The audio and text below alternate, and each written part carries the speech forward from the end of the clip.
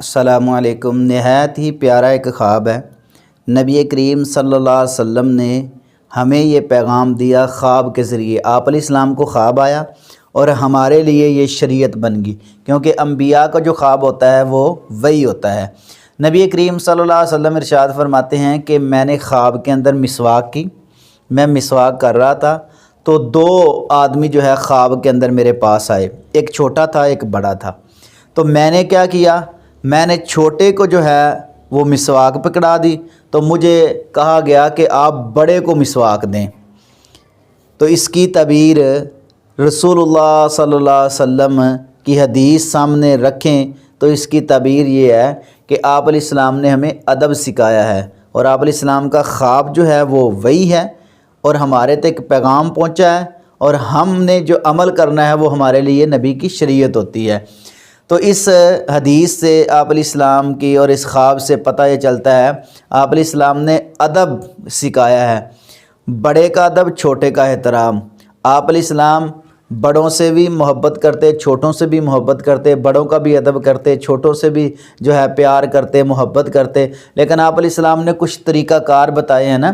ایک بندہ بیٹھا ہوا ہے، ایک بندہ چل رہا ہے، جو چل رہا ہے وہ بیٹھے کو سلام کرے، سبحان اللہ۔ ایک بندہ بیٹھا ہے، ایک بندہ باہر سے آیا، جو باہر سے آیا ہے وہ سلام کرے۔ ایک بندہ تیز سواری پہ ہے، ایک جو ہے ہلکی سواری پہ، آہستہ سواری پہ ہے جو چل رہی ہے، تو تیز والا آہستہ کو سلام کرے۔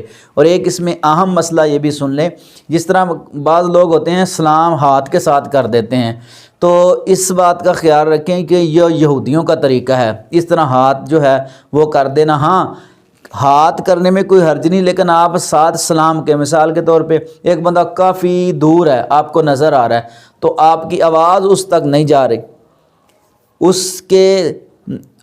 اس کے پاس آپ کی آواز نہیں جا رہی، تو آپ کس طرح اس کو سلام کریں گے؟ آپ کو پہچانتا بھی ہے فلاں صاحب جا رہے ہیں، تو آپ اس طرح ہاتھ کے ساتھ کہیں السلام علیکم، اس کے پاس آواز نہیں بھی گئی تو ہاتھ کے اشارے کے ساتھ آپ زبان سے بھی سلام کہیں، تو پھر یہ مسئلہ الگ ہے، پھر یہ بات ٹھیک ہے، ورنہ خالی ہاتھ کے ساتھ سلام نہیں کر سکتے۔ آپ علیہ السلام نے طریقہ بتایا، تو نبی کریم صلی اللہ علیہ وسلم نے یہ ہمیں پیغام پہنچایا ہے کہ بڑوں کا جو ہے وہ ادب کیا جائے، احترام کیا جائے، چھوٹوں سے محبت کی جائے۔